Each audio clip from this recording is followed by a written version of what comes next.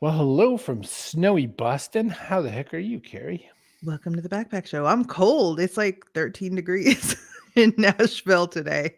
There was 6 13 inches of degrees. snow, which hasn't happened on this date since 1977, apparently. Wow. Now we have weather history now on the Backpack Show. I'm Al Caprillion. Make sure we'll see the full weather forecast after Star Trek: The Next Generation. There's a 100% chance of snarkiness in Massachusetts apparently today. Hello, Oh my gosh, coach. I'm gonna have to get in the weather copter. Oh yeah, there's a little bit of rain Oh. down there. Okay. Um, Everyone's all uh, caught up out there. we have now he's an author. I was going to say we have author Michel Masquelier here, but he made his bones in sports management and For more than 35 years, an incredible 35 career years. with So, IMG. and then he threw it all in the dumpster and decided, I think I'll write a book. You did not throw it in the dumpster. That's not how it went. We're going to talk about it. So we're going to talk a lot about success. We're going to talk about it from someone who has the proof that he's made the success, but also what you can do to put yourself on the path. Hi everyone, Tim Kitzrow from NBA Jam and NFL Blitz, welcoming you to The Backpack Show. Your hosts, Chris Brogan, Kerry Gorgone, Boom Shakalaka. Backpack Show. This is my favorite part of the show because this is the part where Michelle goes, whoa, like these people have like an introduction and things. This is like a real show almost. Yeah, almost. So close.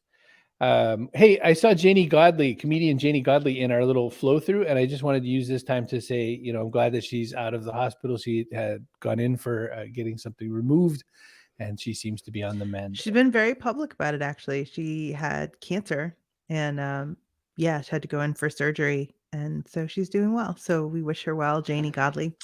Get well soon. Bless you, Janie Godley.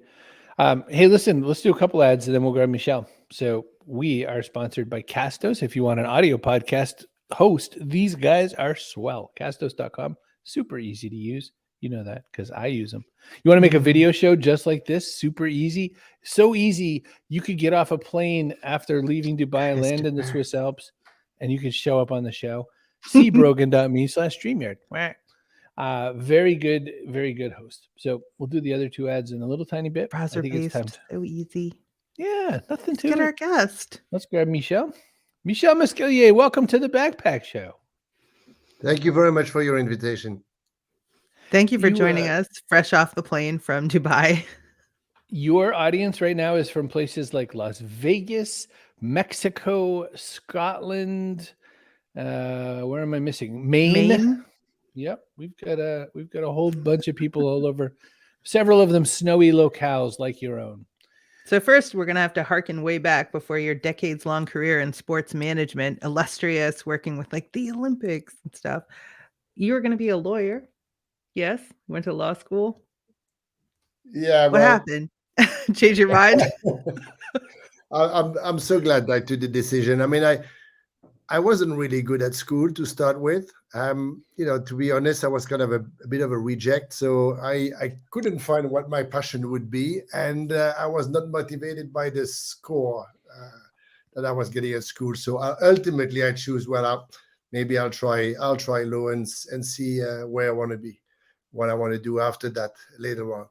But I happen to live in the campus in a Belgium university where I've kind of discovered myself. I've discovered my identity.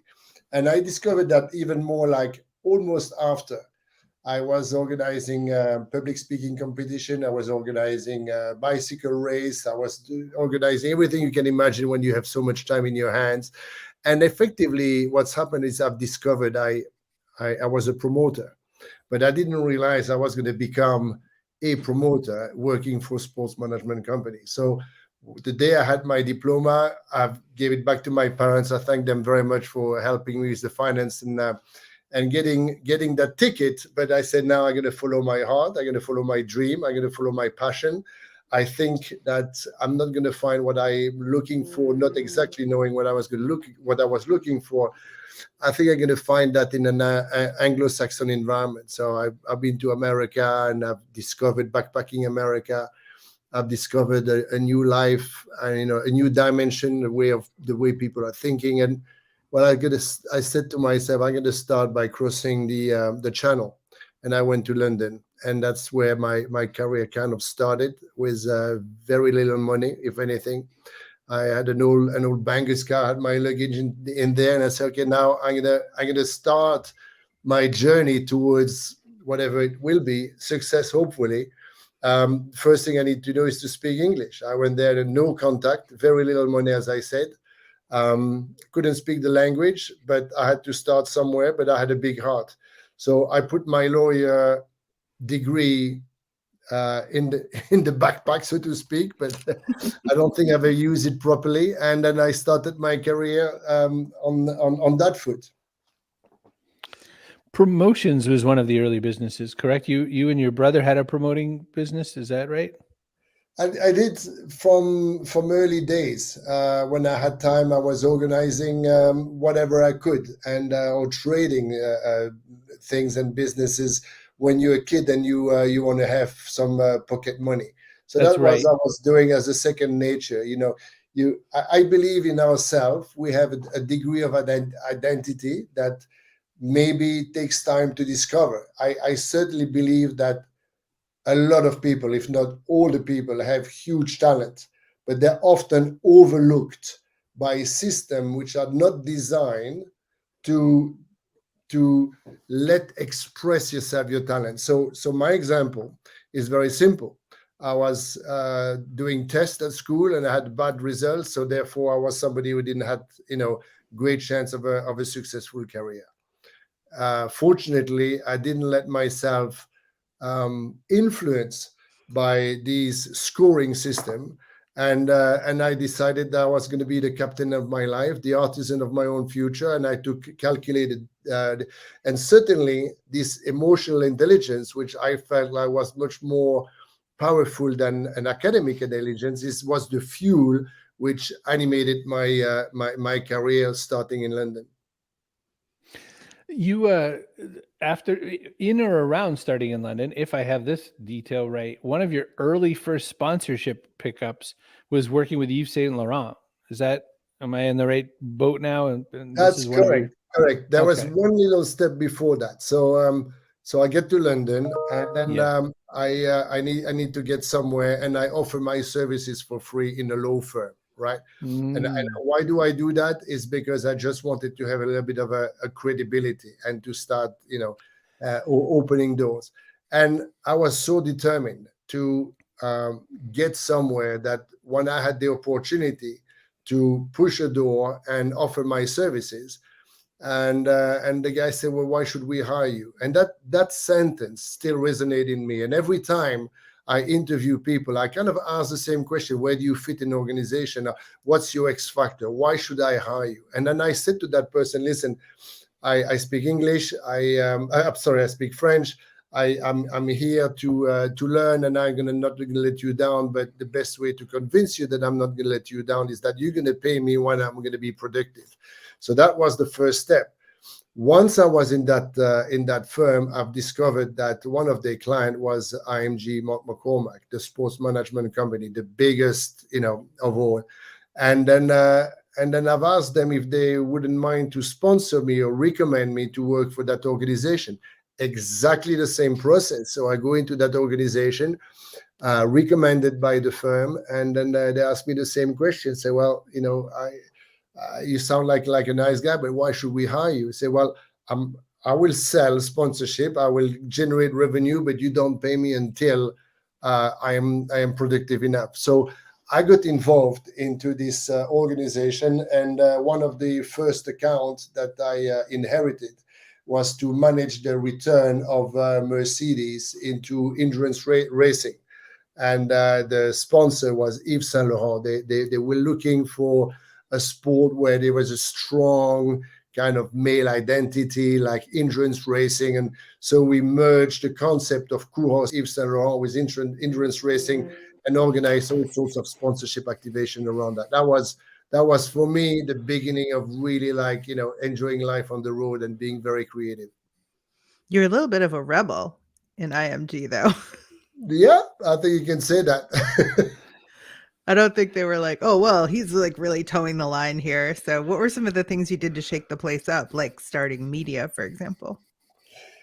Yeah, I mean, I think first of all, the environment where I was, it's a people's business, and we were very much pioneering in so many different areas. So I wouldn't say like the advice I'm going to give to the next generation today, apply this and you're going to be successful. You need to put things in context and in the time. There were things which were possible at the time, like offering your services for free. Like today, it's not going to work the same way.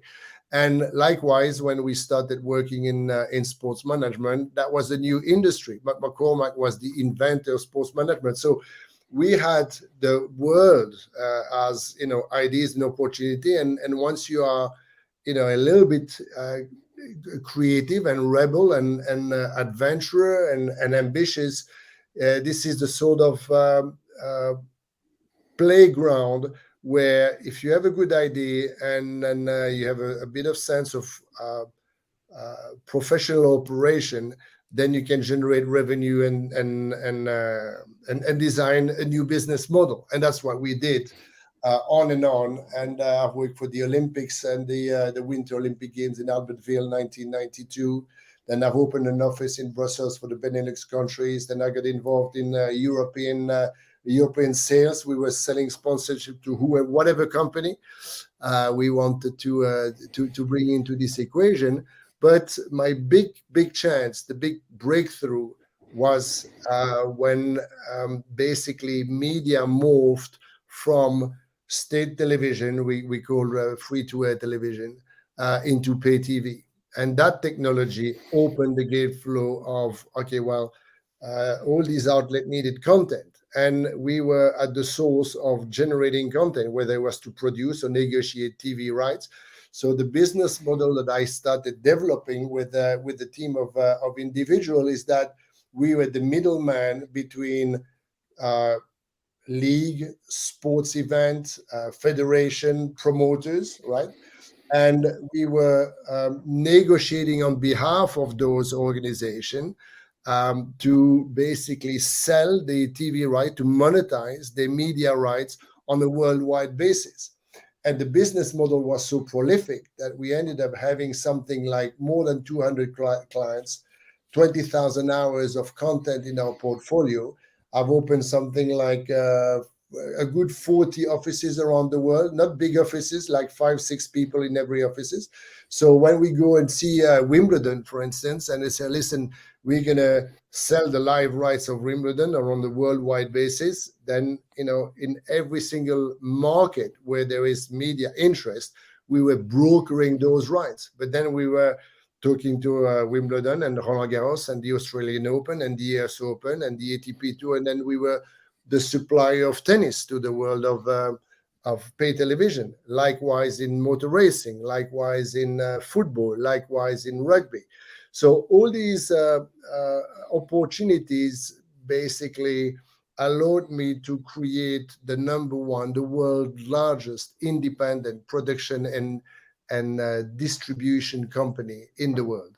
And that's. I mean, I've summarized in 2 minutes what we like decades put together exactly. But I'm very proud of this journey because I was not designed to do that. But and there was no, at the time, certainly no courses, no universities, no school to teach you to do that. But with my colleague, we saw an opportunity. Technology was there, and we went head first, and it was work, and it's still working. The same company today now is still the market leader. So many years after we started. So this is a good transition point to talk about the book. This is not a dress rehearsal. You've put together this book now. At the end of that illustrious career, you've said, I've got some lessons that I've learned, and I want to share these, and I want the opportunity to lecture and share this with people. Some of the touch points I've seen in a lot of the interviews you've done. The first point about going as an intern, an unpaid intern into the business, was important, because what that lesson teaches people is that if you don't necessarily try to negotiate the biggest salary in the world the first time, you might get opportunity instead of salary early in your career, which is, I think, an important touch point of what you've taught people. Something else I heard is, you have to try to be somewhere where the industry hasn't fully matured, or you have to be somewhere where an opportunity in the industry hasn't matured. And I've seen you write about that in a few different ways as well, which is to say, if you join something that's in the middle of being well known, you can't go as far.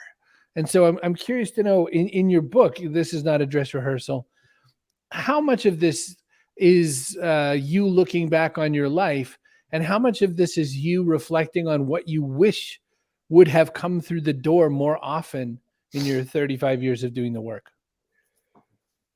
You're getting me talk for an hour if you ask me a question like that one, but I'll try to be concise. Yes, from intern to chairman is exactly my journey, and I've enjoyed every step of the way, and both from a success perspective, but also from a contentment perspective. I was doing things I was feeling passionate about, and then every step of how we were creative, how we were able to observe the industry. And the keys was for me and for us was how we were able to anticipate the business model of tomorrow.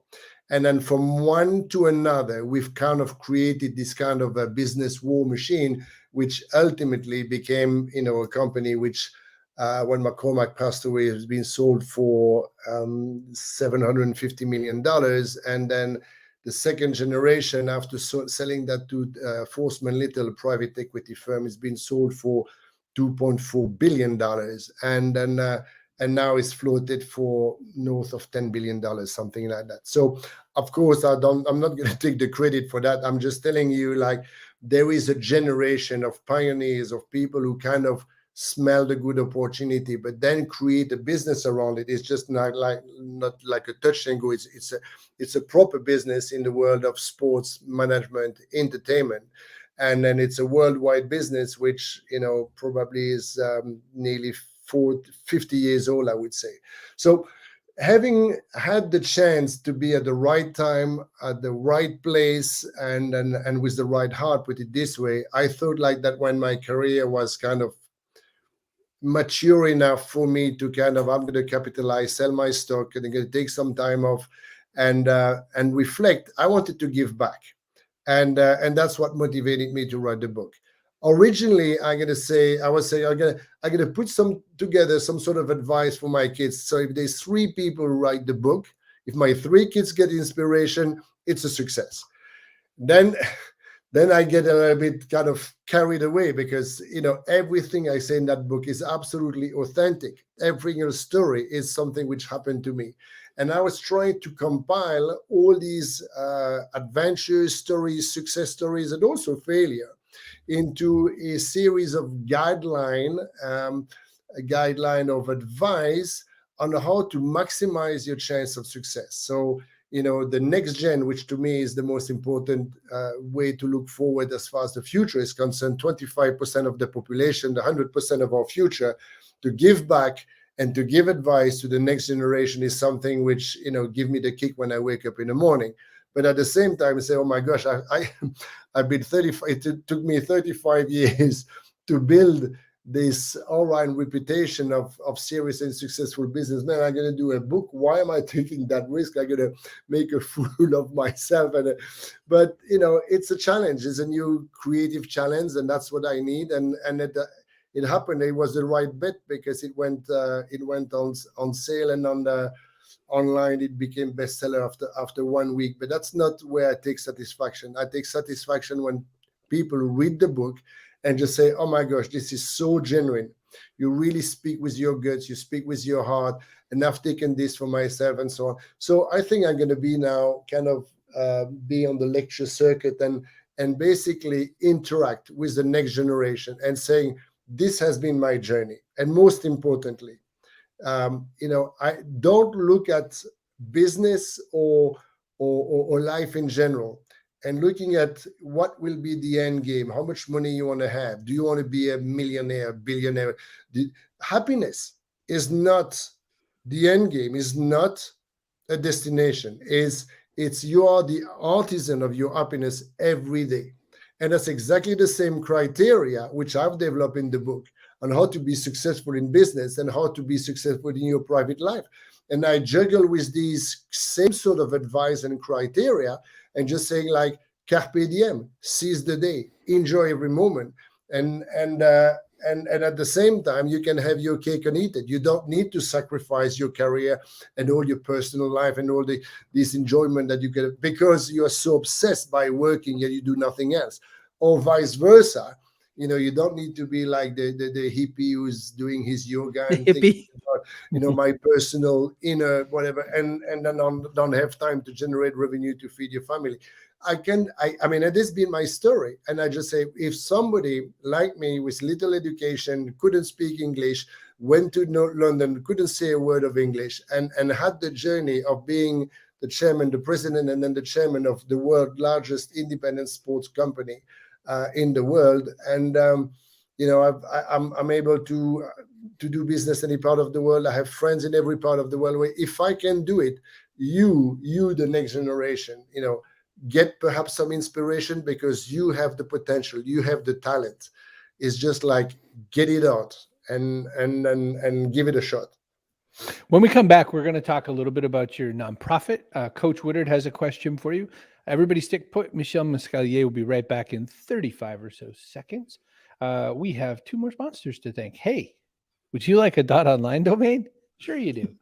You can go to cbrogan.me/online and use the code Chris, all caps, and you can get one for a whole United States dollar. $1 gets you a .online domain.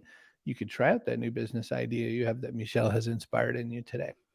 Hey, do you hate Google? You don't have to hate them, but maybe you want to stick it to the man and try a whole new search engine, presearch.com. You can go to Presearch and you can try a whole new kind of search engine. It's decentralized. It is one of these Web3 kinds of businesses. There's crypto involved if you remember to log in. Don't forget to log in. Guess you heard crypto just by using it.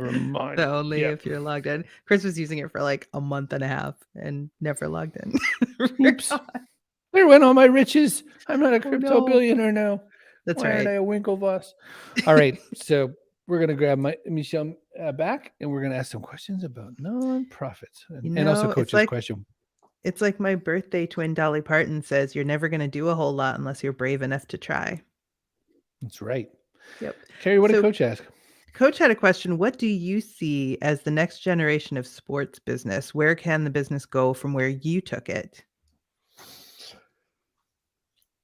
Right. So I see the sports business in constant expansion for a number of reasons. First of all, because it's a business which relies on people's passion, on people's emotion.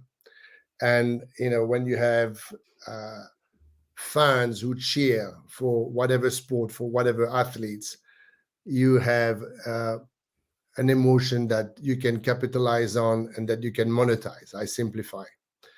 That was a business when 30, 40 years ago, that was a few pages in back of newspaper or some magazine. Now you have dedicated newspaper, dedicated website, dedicated digital where people kind of interact one with another. The fan engagement is kind of endless. The number of events that are all covered one way or another around the world. From an academic perspective, from a management perspective, there was no school, as I said earlier on. There was no university teaching you sports management. Now you have over 100 universities around the world who have sports management. And last but not least, the reason why I believe that this business is going to keep on expanding is about technology. I've explained that I was at the right time at the right place when technology allowed pay TV. But then with the digital revolution, you've had, this kind of new technology which allow any business model that you can think of now. And if you look at all the big organizations from Facebook, from Google, from Amazon, they all want to be in the space of sports and entertainment because, they want to capture these eyeballs. They want to have all the data possible of who are the consumers? What do they have for breakfast in the morning? What sort of luxury toys do they buy? What's their sort of lifestyle? So, understanding the behavior of fans is going to be a way how sports is going to be boosted moving forward, both from a financial perspective, from a business model perspective, and everything that goes with it. So I do believe that while the industry has its up and down, like anywhere, it's going to be an exponential growth moving forward. You've seen the numbers when it comes down to selling the TV rights, to the big US networks and the big sports. But if you want to go granular and you see that in every part of the world there is very, very strong and committed fan base, and it's how you capture those eyeballs and how you monitor that that's where the secret is, how you're going to generate the next dollar in this industry. So Cody put a lot of time into writing the question that you, as it turns out, just answered. So we'll have to ask. Well, I want to expand a little on what Cody said, because he raises a point. Certain sports like baseball, for instance, are in possible jeopardy from how they're getting portrayed and how they're captured and whatnot. But I was thinking also of the fact that in a world where interactive media appeals more and more to younger people, and when I mean interactive, I mean they put the camera up and the handheld sport media and that sort of thing. It's a very different world, especially with rights and all that sort of a thing. Did you get out at the right time? I got out at the right time because for me, it was a maturing process. To me, the most valuable, I realize more and more every day that the most valuable commodity in life is time. I was spending 200 days a year on the road. And you can imagine, how that sucks the best out of you. And once after, 3 decades plus of this lifestyle, I thought, now maybe I'm going to pull out of the operation role. And that was a personal decision. It was certainly not driven by the industry. You're absolutely right to say, like, the customer behavior of the next generation is so profoundly different than when maybe you, certainly me, the way how I enjoy watching television. That is different on 3 levels. The first one is that the next generation has got an attention span, which is frighteningly short. I would watch, 5 sets of the US Open with a passion, with occasionally, a refuel of beers or whatever it is. But I wouldn't play around with 3 or 4 devices at the same time. That's number one. Number two is that I think the next gen, they don't want to be in the comfort of their sofa and with their friend watching a rugby match and take the content which is being delivered to them. They want to be involved. They want to interact. They want to comment. They want to produce their own. So that's the second criteria, which makes them different than us. The third one is that they don't want to pay for anything. So when you put these 3 together, you just say, well, maybe indeed it's time to pack and go. But for the same reason that while we were pioneer 30 years ago, and then we were anticipating what would be the next business model, today the same criteria exists. And what is a challenge is an opportunity. I think it was Churchill. I'm sorry, I should not mention the name of the person without knowing exactly what he said. But he said along the line, like, the pessimist see the negative in every opportunity, and the optimist see exactly the opposite, something along those lines. Apologies. And I would think, like, when I just described today the challenge on how to capture and monetize the eyeball tomorrow, then you may feel like, oh my gosh, that's going to be tough. And then they don't want to watch television anymore, and they don't want to pay for anything. So why on earth? Well, you go to Facebook and Apple and Amazon, which is the one which I've seen the more proactive in that sector. Well, they alter the business model, and just doing exactly what I said, the data of generated by analyzing and collecting the information about the consumer of tomorrow is what drives the business. And if you ask me what's the future of sport, I would just say it's data collection, data management, and data monetization. Well, I have 2 questions, but first we have Elizabeth Quintanilla, who wants to know what you think about esports, because one of her friends transitioned from car racing to virtual racing, and that's how he made it through the pandemic. Cody coming on with more questions about esports because he thinks it's going to blow up. It's huge globally and just isn't a US personality that's a top tier player. And he doesn't want to take over the chat, but he thinks the NBA is doing a great job of adapting to younger generations. Esport, I mean, there's the good and the bad. I mean, esport is definitely there. I mean, you can't ignore it. The live streaming is phenomenal. It's bigger than anything. It's like, you know, and it captures the passion and the attention of a certain type of people for hours in a way like live broadcast doesn't. So there is an opportunity out there. How do you monetizing it? I mean, to me, there is so many different ways, and I was a huge believer probably 10 years ago, to the point that I've got the company to invest heavily in creating Major League Gaming. Okay. And then basically there was a league, and then you get credit and points, and you redeem your points, and then you get a ranking. You're going to be the best team or the best individual. Well, that environment is not structured the way how the sports governing bodies are very heavily organized and structured. And it's very much a Wild West. So it was a failure as far as I'm concerned. It was a failure because we failed on how to calculate, not because the vision was wrong, but it's because it's been very difficult to generate revenue from this mass participation. Now, business is business, and I should not have personal emotion, but I do. And I do because I see like there's way too many kids. And of course, but during pandemics, you may have little alternative. But I don't like to see kids spending way too much time on electronic device or their mobile phone or extreme social media, only because I realize that at my age, the value of time is too precious. Than, you know, when you are 14, 18, 24 years old, and you spend hours and hours not enriching yourself, not developing your culture, not interacting with other human beings, and to be focused way too many hours on this digital device makes my heart bleed a little bit. But there's a huge business out there, and why not grab it if and how you can.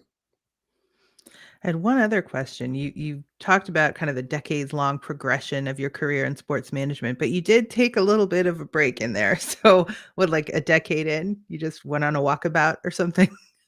I think it was in 91. And I remember 91 because that's, you know, you have bollards in your life, you know, what's happened these are big days. And to me, I was getting a little bit into a routine, and that is something I really can't cope. I mean, get me depressed. If I don't start my day by doing something like, well, I've never done that before, or we should try that, or we're going to try to beat projections, or we're going to reinvent success, or how we're going to make new contact, new friends. I need that. It's my adrenaline. That's what get me going. And I was getting into that routine of organizing the same event every year, and then I said, that's it. I have a number of fantasies, or how do you call that, a bucket list, and I needed to tick the box of circumnavigate the world, whatever it was. And then I went to see my boss at the time, and I said, listen, nothing wrong. You know, I just need to do this, and then I would like to give my resignation. I would appreciate if you can give me, you know, no more than a few weeks to serve before I can go. And the guy, who is still a friend now, he said, listen, not only I encourage you to do that, but I envy you. I wish I could have the ability to do the same thing. And I wanted to leave for a year. And he said, well, if you come back by a certain time, then I think there's still an opportunity for you. And that's the best decision I've taken, because not only you just show like you're happy to drop something because it's too much of a routine, you want to set up the new challenge, you want to see the world. I went east toward the Eastern Bloc. I went to Russia at the time when there was, Leningrad was before St. Petersburg. I lived the revolution there. I did the Trans-Siberian Express. I sailed across the South Pacific. I fell in love in Thailand. I went with refugees in Cuba. I mean, I could spend another hour talking about those experiences, but most importantly, what I really wanted, what I was searching in that trip is myself. I was searching after myself. As I was kind of looking in, what's the philosophy. So I read a lot. I spent a lot of time with Muslim people, with Buddhists, with Hindus, with Catholic in the South Pacific, and I really wanted to interact and understand the world in order to create my own philosophy. So when you're 30 years old and you want to suck in what others have got to offer you in order to equip yourself with a new vision of life, that's exactly what I did. And I came back totally reinvigorated. And that was I And came tanned. back. Yeah. We're very tan. We skipped. We have so much to cover with you. That's the thing, and we're not going to cover it today. This is a amuse-bouche on people who are going to come and learn more about Michel Masquelier. What do you want to tell us about the nonprofit world and getting involved in that? And one thought I had is, so everyone always talks about the charities that they love and all that. Were there any surprises or misgivings or misunderstandings when you got in that you thought it would be like this, but you wanted it to be more like that or whatever? I'm gonna have a little philosophical touch. I'm sorry if I push too much on that point, but and I don't want to sound arrogant to do it, but I went way beyond my expectation in terms of success and wealth and no regrets. I've enjoyed everything, but at some stage I just say, well, when is it much is too much? And on your existence, you know that the day you're born, that you have a limited lifespan. And today is the most important day because it's the first day of the rest of your life. And at some stage, being too much involved in the pursuit of wealth to the detriment of other mission that you have in life has triggered for me the intention of investing my time, my expertise in doing things which would improve my own personal environment. Selfishly, it makes me so happy. Just more than extra money in the bank, more than anything else, is like if you can touch other people's life and help people to be better people, then selfishly, just like, well, now I can die happy with certainly no frustration whatsoever. And when I decided to embark in this new journey, which let's call education, and where I can contribute with my little stones and help whoever I can, I just felt, well, writing a book is one thing, going into seminars and mentoring groups of people, startup whatsoever, maybe sit on the boards of organization and interact with people. That's something that would be much better use of my own time. And it comes down to the question of money. So you want to do charity? Well, you can do charity, you give money here and there. For me, most valuable is time. And yes, indeed, if you can do things and participate financially, I would do it as well. But to me, the best investment I can make is the one of time. So when I did the book, it cost me a lot of time. I during the pandemic, I had this idea of writing the book for a long time. And then during the pandemic, I have a refuge in the Swiss Alps where there's no water, electricity, or heating. So I just kind of, I was isolating myself from isolation. So I was there, I was writing. And so I just say, well, whatever it's going to come, that if there is a profit, I would like to dedicate the profit to an organization which is focusing on helping kids and the privileged kids, and using sports as a mean of stimulate unprivileged children is something which is very close to my heart. So 100% of the profit, 100% of the revenue are going to rights to play. You Google the organization, you'll see how beautiful what this organization does is fantastic. So that's sorry, it was really a long-winded answer to a short question. Well, you made me have another question just on one quick moment when you said where you wrote your book and all that. Vous écrivez dans un stylo? Like you used a pen? You wrote a Oui. book? You didn't type a book? Non, non, non, non. J'ai Okay, le crayon et le papier, exactement ça. Oh, okay, okay. I had a lot of paper. I'm sorry, I've cut a lot of trees, but then we have a lot of trees in Switzerland, so it's all right. And then I had my pen, and I was writing and writing and writing. With a pen? I wanted to, yeah, the pen as well. And I have to say that what I've consumed the most is neither the pen or the paper, is the bottle of wines. I mean, from 10 o'clock in the morning, I've got collections of wine. I get to taste this one, and my imagination goes crazy. And then I read the day after. So no, that was a little bit over the top. So I rewrite it again. Whatever. What the point? Outside of immersing yourself in environment in order to let your imagination to really go from as deep as you can. It was not like, after work type of exercise. Right. For me, I wanted to create a new challenge for myself, and I wanted to write a book in English for a number of reasons. Because when I was a student and I taught at high school, I mean, I remember one day I wrote a poem, and the teacher took the poem and he read it loud, and he took the mickey out of me. And it still hurts today. And I just say, how can, somebody in the, yes, I was bad. Yes, it was a bad poem and so on and so forth.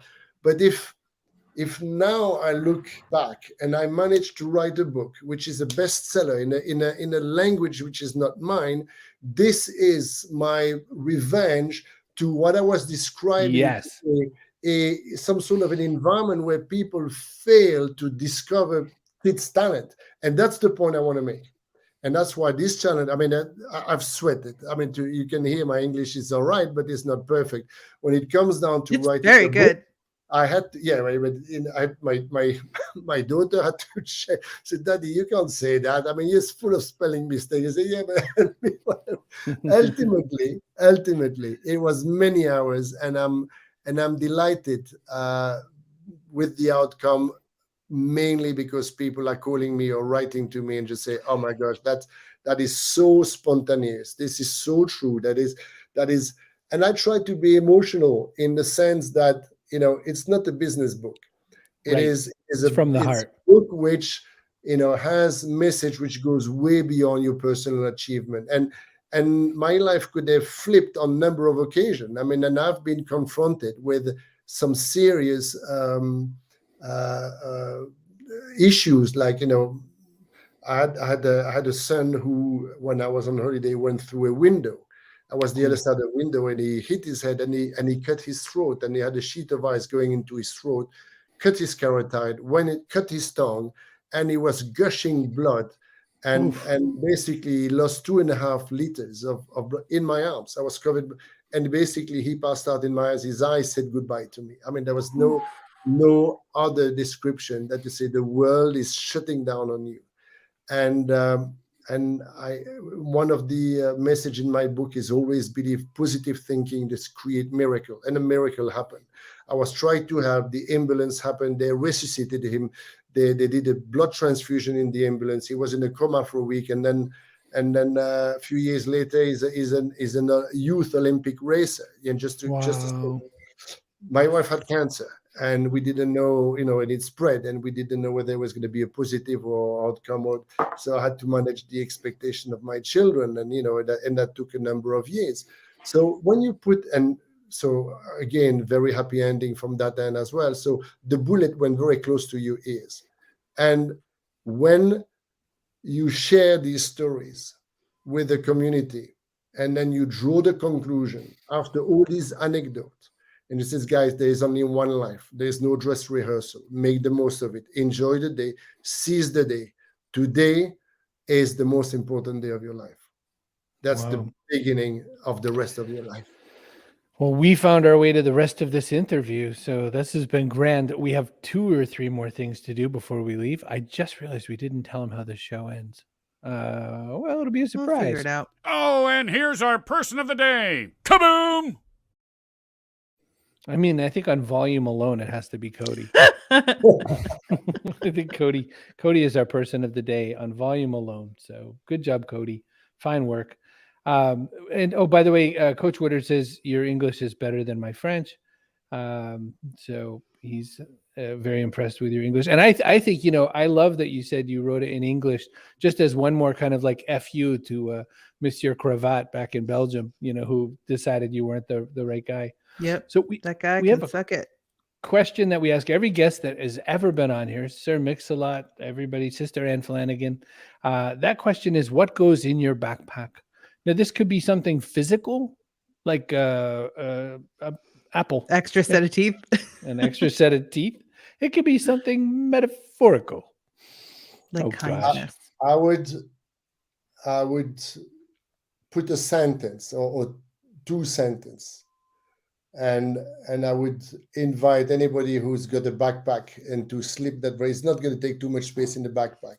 But this is the following thought: that if you don't believe in yourself, no one will do it for you.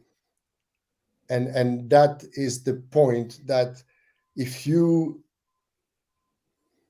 no one will be successful for you. So you really have to believe in yourself. And in my backpack, this is what has helped me. If there is a will, there is a way. And believing in yourself is something that too often I see talented people who are lacking. So put that in your backpack and then and shake it up and believe in yourself, and you'll be able to create miracle. That reminds me of something my grandmother was fond of saying. She'd say, "Don't stop believing," and then I feel she'd like that's also not true. occasionally she would also.